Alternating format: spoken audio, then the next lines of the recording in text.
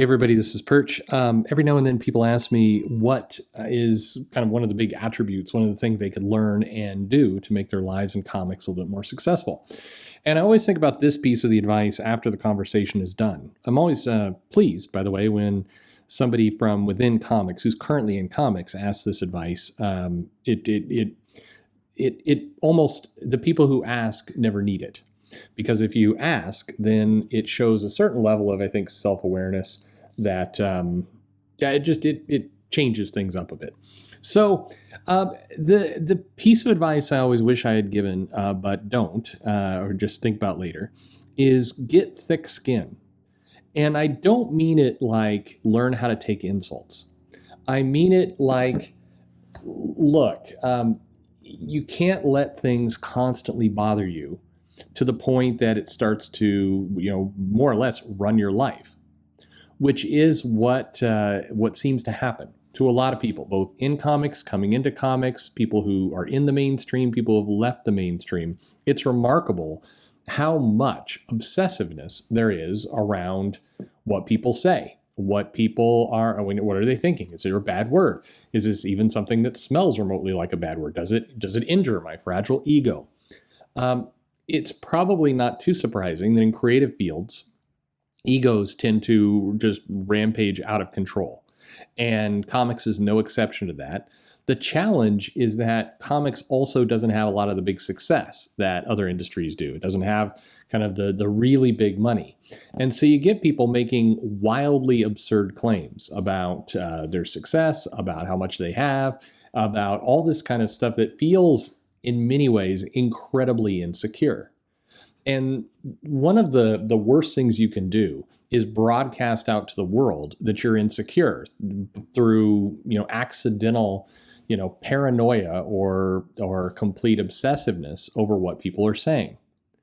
I'll give you a couple examples. If you look on social media and you look at creators, say who kind of go on obsessive tweet threads, and there are several who just kind of do long, 20 threads filled with a lot of like y'alls but not in a friendly way, in an antagonistic way.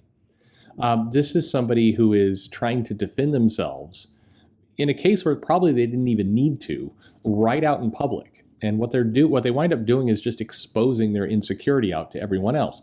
The people who gravitate to those insecure people are sycophants. They're most likely to bail on you the second things look more fun somewhere else. And none of it is helpful to building up true value in your mind. Another example, the person who obsessively searches himself. Have you ever had this? There's a couple comic people, professionals, pros, writers, artists, whatever it happens to be. And you see them pop out of the woodwork. Like you talk about a book or you talk about something, and suddenly they're in your thread talking to you. Now, you didn't tag them. In fact, in many ways, you respected the wishes of several creators who said, if you're going to say something negative, don't tag me. But the person shows up anyway. And they start trying to battle about something that, you really weren't even planning to involve them on. Or if you find that you're mysteriously blocked one day, and it's not part of a blockchain, but it mysteriously is like one day after you made a comment about somebody. And keep in mind here, I'm not saying that you should take abuse by any stretch of the imagination. I'm not saying that.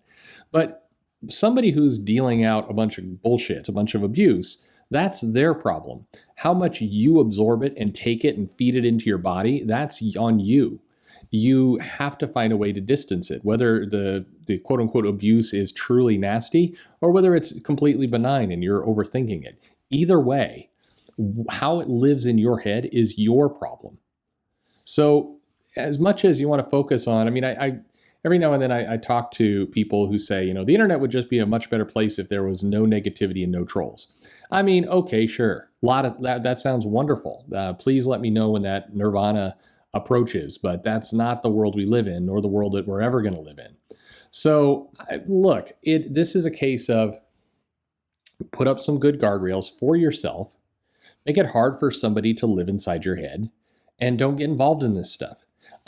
One of the most bizarre behaviors, and you see this with Dan Slott has done this many times, where you're wandering around he gets into an argument with you, or you talk to him and it turns into a fight. I think Eric Larson has done this as well, but Slot has done this egregiously many times. He blocks the person who he's arguing with. He then proceeds to keep arguing from behind the block with the person, and it's clear he's like searching that poster's name days later to continue the argument, to retweet stuff, to take screen captures and put it up. At that point, it no longer feels like the person who's talking is, it no longer feels, for example, like Dan's defending his honor. It feels more like he's crazy.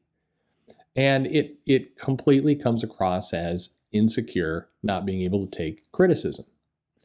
Right now, again, I kind of referred to this earlier, a lot of people view criticism as abuse. That's how they define it. Now, it's clearly not. Certainly, some criticism can be abusive. It can be nasty. It can be over the line. You know, people who come onto my channel and talk about my kids, over the line. But if you're coming on to say, oh, Perch is a fence sitter, or Perch is milquetoast, or Perch, every now and then, it happens, I don't know, not that frequently. People will do streams, and then they'll play my videos in the stream, which in my head always goes, you have clearly run out of content if you're playing anything of mine in a stream, particularly if the point of playing my content in your stream is to say how boring it is. Why are you inflicting boring on people? That makes no sense. If you're trying to Mystery Science Theater 3000 it, well, number one, those guys are kind of annoying. And two, the show was funny once upon a time, but it did run its course. But is this really the best content you have?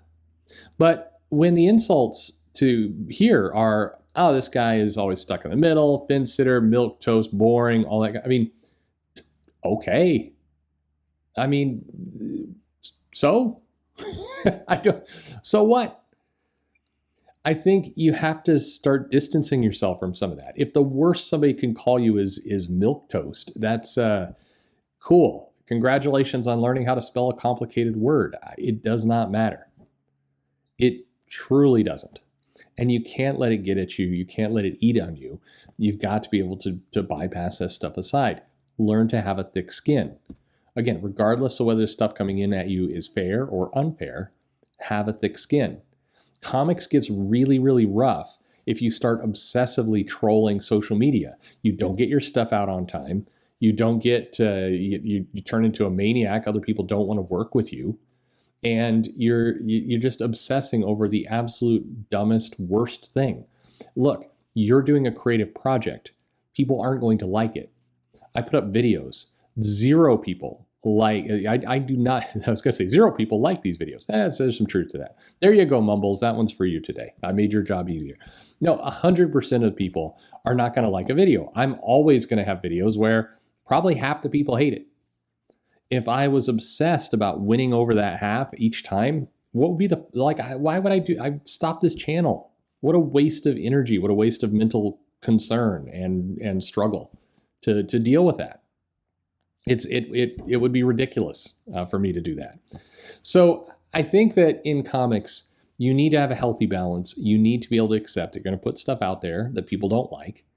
You're going to put material out that you really loved. I mean, again, using myself, the videos I've spent the most time on in this channel are typically the ones I get I get a tepid response on. Like, okay. And then the video I do in the car where I'm not really paying attention is suddenly that gets 10,000 views. I don't get it.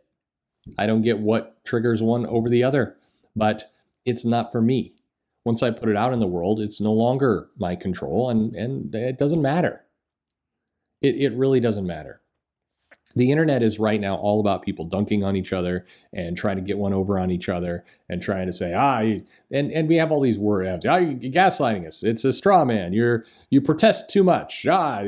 People have all these phrases that they like to vomit out like a magic 8-ball of cheap internet insults. But what does it matter in the grand scheme of things? It's not going to matter to you. It's not going to matter to your work. It's not going to matter what you're putting out. If it bothers you too much, you have mute, block the person, I guess, but try not to let it bother you at all. Don't be the person who mutes or blocks somebody and then goes and peeks constantly to try and see what they're saying. I know one writer who has me blocked, who I'd say not a day goes by that they don't come and peek. What are you doing? I'm not important. That's a waste of your time. Learn to let it go. Learn to move on. Learn to have a thicker skin. If you're happy, it doesn't really matter if everybody else is happy. Honestly. Now, if you're in a job that requires selling a lot of things to a lot of people, then yeah, you need to make sure they're a little happy so they buy your stuff. But overall, it doesn't matter. Anyway, this is Milk Toast Perch signing off. Thanks for listening.